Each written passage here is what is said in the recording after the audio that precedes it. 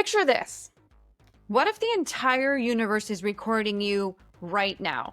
Every word, every breath, every secret. It sounds like it's something out of sci-fi, but here's the twist, it's not. Charles Babbage, the guy that many folks know as the father of the computer, genuinely believed that the universe was doing just that. He didn't just dream this up for fun, he actually tried to build a machine that could, in a way, replicate this universal memory. In today's episode, we're going to take a dive into that strange, fascinating overlap between spiritual record keeping, early mechanical computing, and the all-seeing digital systems that track our every single move today. It is a story of one eccentric genius, his machine that never was, and the metaphysical ideas that are still embedded in the tech all around us. From dusty Victorian parlors to the humming server farms of Silicon Valley, we're exploring how Charles Babbage's mind-blowing ideas about God, about memory, and about machines may have kickstarted the very age we are currently living in.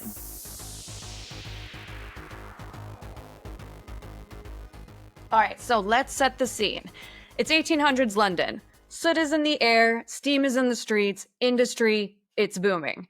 And right in the middle of all of it is Charles Babbage. He is a cranky but brilliant math-obsessed inventor who has a thing for precision, automation, and weirdly enough, a deep hatred of organ grinders.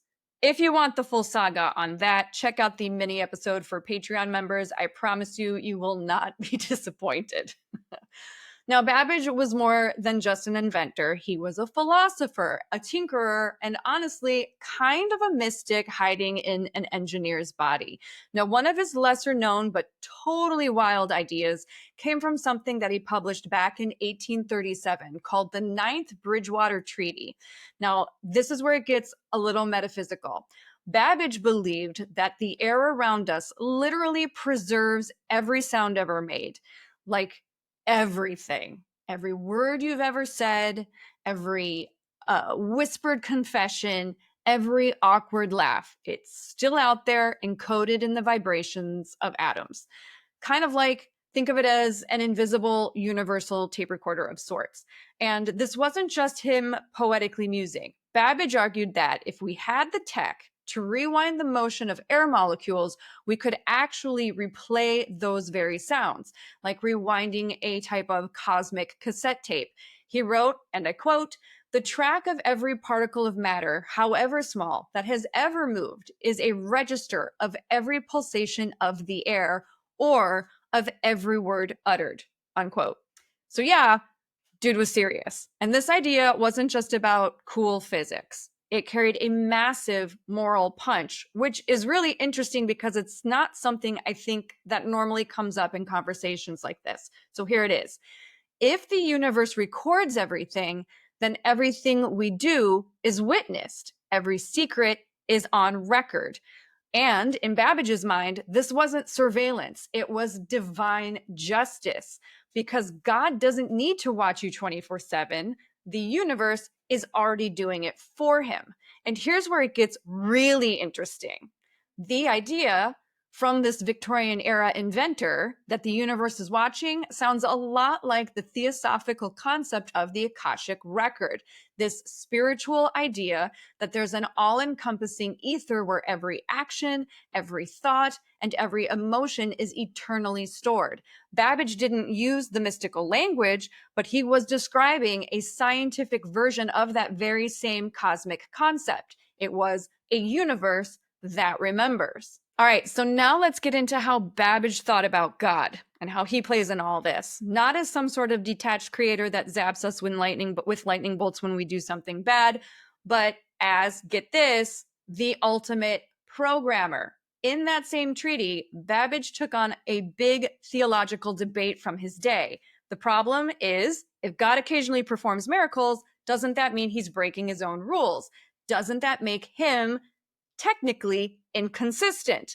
Babbage didn't think so. His solution was actually very clever, and it was very on brand for him.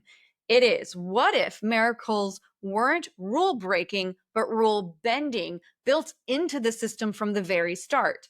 Imagine a super complex machine, kind of like the one that he was designing. It hums along perfectly for a million steps, doing what it's told, and then suddenly it spits out something totally unexpected. It's not a glitch, it's not an error, it's something the machine was always programmed to do right at that very moment. That's how Babbage saw miracles, or the ideas of miracles, not as divine improvisation, but as divine programming. God embedded these anomalies into nature's code ahead of time. Think of it like Easter eggs in the universe. To Babbage, this actually made God seem more impressive. A perfect architect who writes flawless code. He's the ultimate IT guy who doesn't need to intervene later because everything's already in place and it's working. The laws of nature just look predictable until they're not. And that not was always planned. It's a concept that ripples into modern ideas like intelligent design, simulation theory, and even the ideas of glitches in the matrix. Babbage was basically treating reality like a gigantic algorithm, and he saw God as the cosmic developer who wrote all of it. I know. It's all very heady. Just right now, to sum it up, just remember Babbage believes we are essentially living in the Matrix. God is the ultimate code writer, and that we are surrounded by all of that information at all time since the beginning of everything capital E, which also ties into the Theosophical Society's belief in the Akashic Records and, oddly enough, ghost hunters like myself using EVP machines. Just take a moment to sit with that before we move on. All right.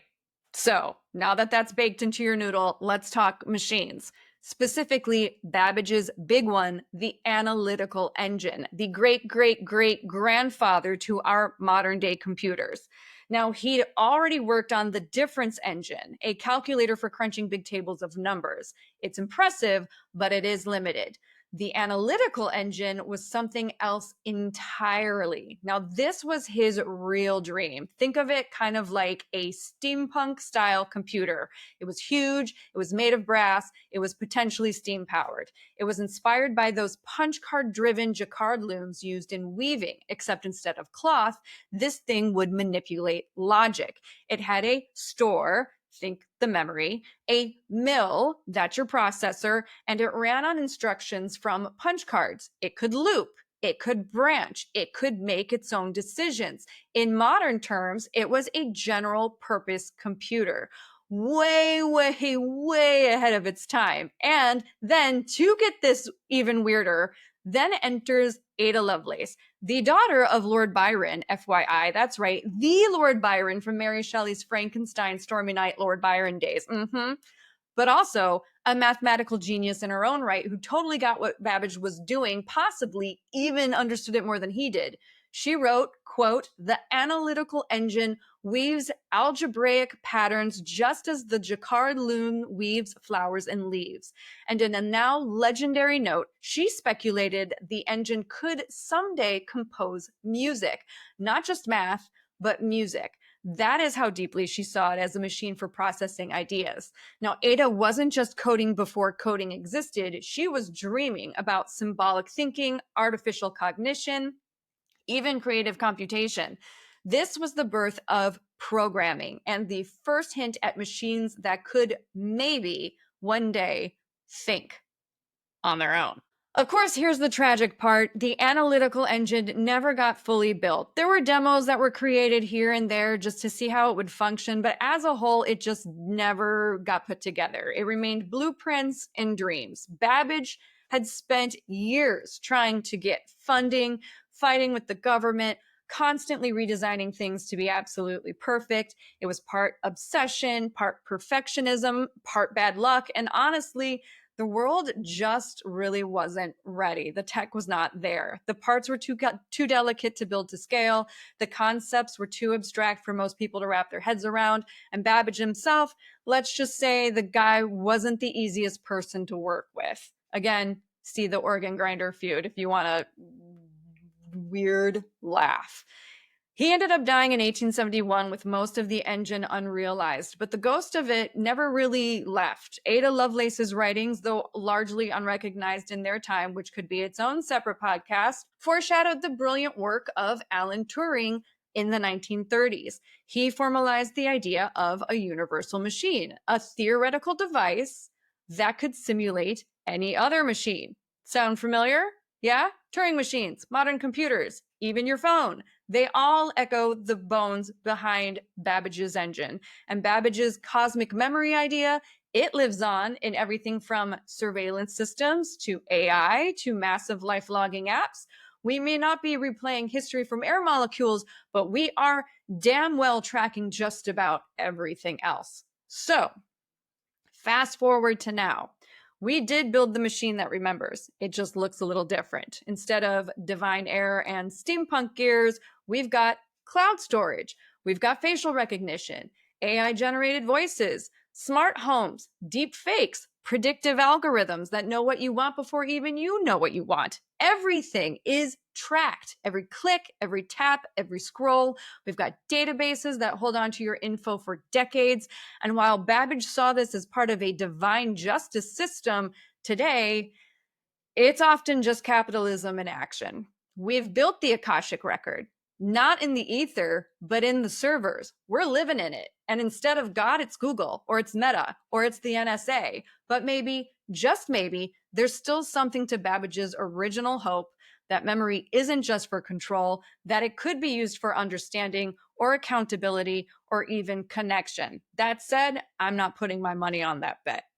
Charles Babbage dreamed of a universe that remembers, a world where every moment is preserved. He saw machines as more than tools.